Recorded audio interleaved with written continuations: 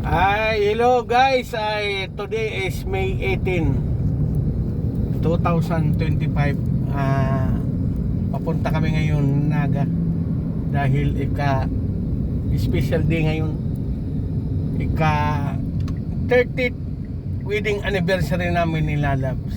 So ngayon nandito kami sa Baaw, may bagong daanan dito. Ito ang bypass road. Sabing open na. First time ko tong dumaan dito. I-try namin. Ito ngayon. Tandaan mo yan. Bypass road na din yan. Pasara di diretso. Sa tuwa siya na. Kaya lang itong bypass road ito, di ka nadadaan ng sentro ng Baaw. Sa tong nag-traffic na. Wala nang traffic. So maganda ditong mag-jogging. Marami nang naka-standby. Kulang na lang dito ay Boulevard.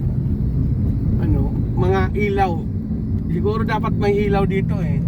Siguro ito ang barangay na ito. Galing sa San Vicente. So ang labas na ay La Medalla siguro to, barangay La Medalla. Baaw.